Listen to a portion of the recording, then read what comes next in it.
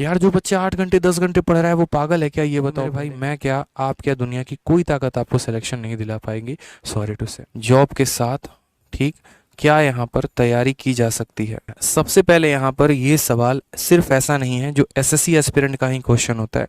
ये सवाल मेरे भाई यूपीएससी वालों का भी क्वेश्चन होता है, ये सवाल एसएससी वालों का भी क्वेश्चन होता है, ये सवाल अदर एग्जाम्स की तैयारी करने वालों का भी होता है। और ऐसा मुझे ज़्यादातर क्वेश्चन अभी ऑफलाइन में जब मैं बच्चों से मिलता हूँ, बात करता हूँ, तो वहाँ पर मेरे सामने क्वेश्चंस आते हैं। ठीक है, क्यों आते हैं, जैसे मानो कल ही मेरे सामने एक बच्चा आया और वो नोएडा में जॉब करता है। उसको अपने फैमिली को सस्टेन करने के लिए नौकरी करनी ही करनी है। और ऐसा क्यों करना है, क्योंकि उसके घर से एक भी रुपये उसकी सहायता नहीं मिलती है। उसके घर में और भी बाकी लोग उससे छोटे हैं, ठीक है, जिनको उनके माँ बाप को यानी उनके पापा को पढ़ाना है। तो यहाँ पर वो इसे ज़्यादा तरीके से नहीं पढ़ा सकते हैं। अब ऐसे हालात में क्या करना है कि उसे नौकरी करनी ही करनी है। अब उसके बाद एक बच्चा आया कि सर 12 घंटे की मैं जॉब कर रहा हूँ, तो 12 घंटे की जॉब करने के बाद क्या मैं एसएससी निकाल सकता हूँ। एक आया कि सर 9 घंटे की जॉब करता हूँ, क्या मैं यूपीएससी निकाल सकता हूँ। तो मेरे भाई देखो, मैं आपको ये नहीं बोलूँगा कि आप निकाल सकते हैं या नहीं निकाल सकते, लेकिन इतना ज़रूर कहूँगा, बस आपको यहाँ पर थोड़ा सा कॉन्ट्रास्ट ज़रूर दिखाऊंगा।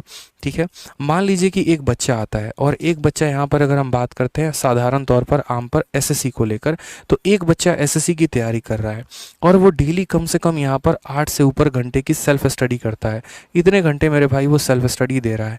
दूसरा वाला यहाँ पर जो है जॉब करके आ रहा है, थका आ रहा है, 9 घंटे की ड्यूटी कर ली, सुबह 9 बजे गया था, शाम को 6 बजे आया, फ्रेश होकर नहा धोआ कर आराम करते करते 8 बज चुके हैं। अब वो रात के 8 बजे से लेकर 12 बजे तक मान लीजिए कि वो 4 घंटे की पढ़ाई कर रहा है।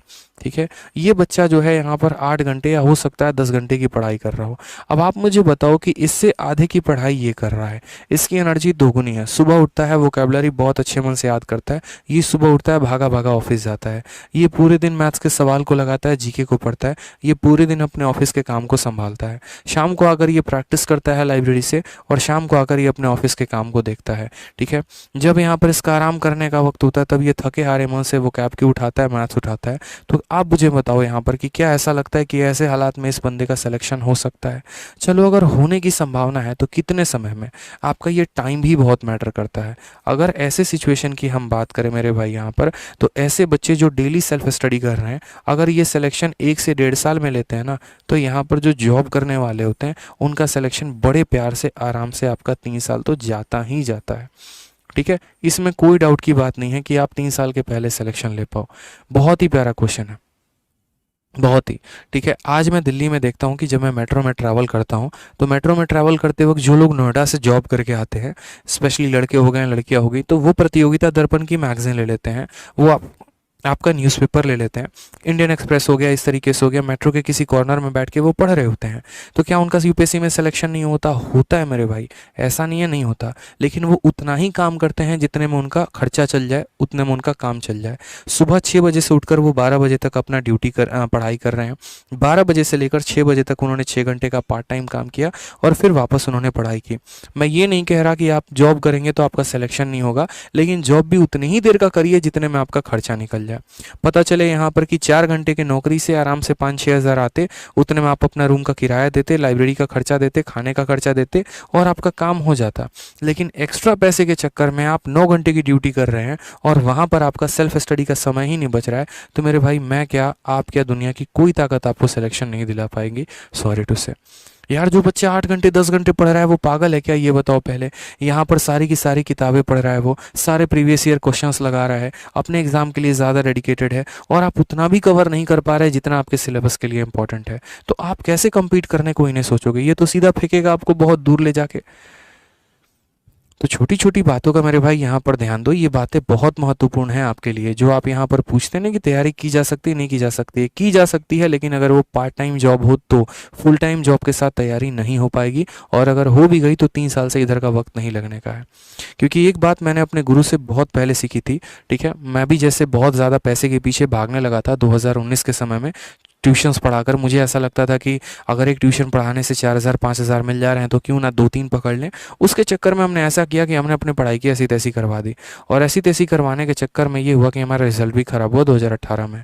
ठीक है, अपने पढ़ने पर कम, पढ़ाने पर ज़्यादा फोकस किया, अपनी चीज़ों पर कम, बाकी चीज़ों पर ज़्यादा फोकस किया।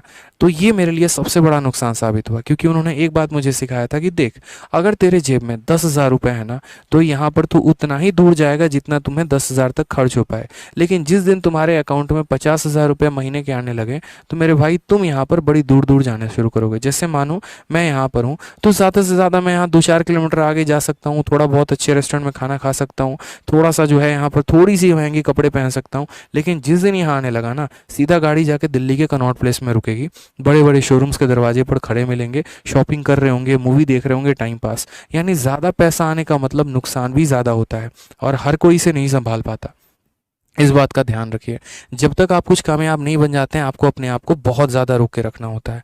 थोड़ा नहीं कह रहा मैं, बहुत ज़्यादा रोक के रखना होता है। कई बच्चे ऐसे होते हैं जो अपने खर्चे को चलाने के लिए होम ट्यूशन पढ़ाते हैं, लेकिन उस होम ट्यूशन के आए हुए पैसे का वो क्या करते हैं, मूवी देखेंगे, रिचार्ज करवाएंगे, थोड़ा और एक्स्ट्रा वेगेंट लाइफ जिएंगे, थोड़ा रईसी दिखाएंगे, थोड़ा महंगा फ़ोन रखेंगे। मेरे भाई ये सब चीज़ नहीं करनी थी यार। ठीक है, पढ़ाना उतना ही था जितना में खर्चा चलता, बाकी पैसे को सेव करते, समय को बचाते, क्योंकि जितना ज़्यादा पैसा, समय भी उतना ज़्यादा खराब होगा, सीधी सी बात है। ठीक है, और ज़्यादा पैसा आया, व्हाट्सअप मिलेगा, टेलीग्राम मिलेगा, इंस्टाग्राम मिलेगा, चैट शुरू होगी, चलो आज दोनों के दोनों मूवी देखने चलते हैं, और पता चला अपना भी समय ले गए, उसका भी समय ले गए, क्या फ़ायदा। ठीक है, जहाँ पर आराम से रूम में बैठ के ठंडे पानी से काम चल जा रहा था, अब तो भैया स्टैंडर्ड वाली बात हो जाती है, खुद भी यहाँ कोन वाली आइसक्रीम खाएंगे। पहले 5 रुपये 10 रुपये वाली यहाँ पर ऑरेंज खाते थे, अब यहाँ तो मैडम के साथ हैं तो कॉर्नेटो तो खाना पड़ेगा।